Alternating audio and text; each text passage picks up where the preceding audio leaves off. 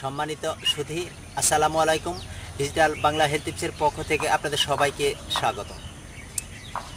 আজকে আমরা জানব নয়নতারা গাছের ঔষধি গুণাগুণ সম্পর্কে। আমরা এই যে গাছটি দেখতে পাচ্ছি, এই গাছটির নাম হচ্ছে নয়নতারা।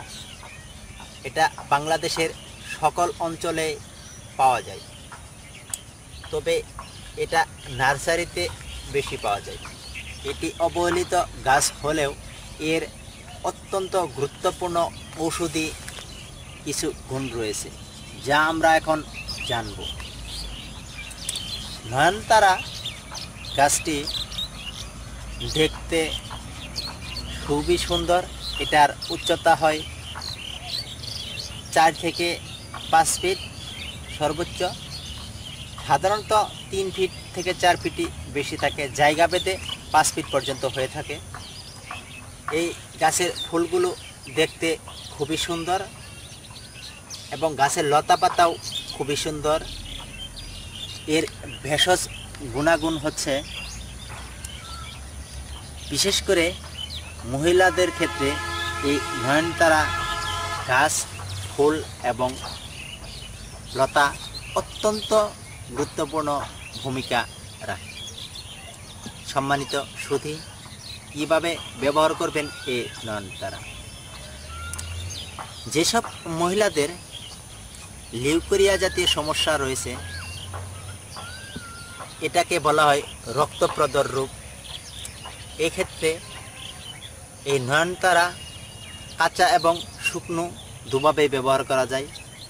যদি কাঁচা হয় তাহলে 2 থেকে 3 গ্রাম, আর শুকনো হলে 1.5 থেকে 2 গ্রাম পানিতে সিদ্ধ করে নিন, আনুমানিক 2 কাপ পরিমাণ, এবং সিদ্ধ করার পর ছেঁকে নিন। ছেঁকে নিয়ে সেই পানি পুনরায় আবার জাল করতে থাকে। 2 কাপ পানি জাল করতে 1 কাপ আসার সময় নামিয়ে ফেলুন, এবং সেই 1 কাপ পানি সকালে অর্ধ কাপ এবং রাতে অর্ধ কাপ খেয়ে নিন। এই রক্তপ্রদর বা মহিলাদের যে লিউকেরিয়া জাতীয় সমস্যাটি রয়েছে, সেটি 15 দিন থেকে 1 মাসের মধ্যে খুবই ভালো ফলাফল পাওয়া যায়।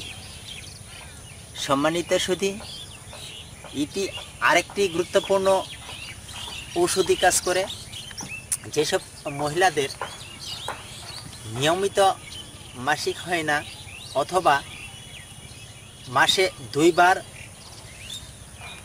অথবা অতিরিক্ত হয়ে যায়, অথবা কম হয়, যে কোনো সমস্যার কারণে এই নয়নতারা গাছটি পুনরায়, আমি আগেই বলেছি যে শুকনো হলে 1.5 থেকে 2 গ্রাম, কাঁচা হলে 2 থেকে 3 গ্রাম পানিতে সিদ্ধ করে নিন, এবং সেই সিদ্ধ পানি ছেঁকে নিন। আনুমানিক 2 কাপ পানি সিদ্ধ করবেন। পানি ছেঁকে নিয়ে আবারও সেই পানি জাল করে 1 কাপ পরিমাণ পর্যন্ত রাখুন, এবং সকালে রাত্রে অর্ধ কাপ করে খেয়ে নিন। তাহলে আপনার অনিয়মিত মাসিক ইনশাল্লাহ বন্ধ হয়ে যাবে। এ থেকে নিশ্চিত মুক্তি পাবেন। সম্মানিত সুধী, এই নয়নতারা গাছের গুণাগুণ সম্পর্কে আমরা আজকে বিস্তারিত জানলাম।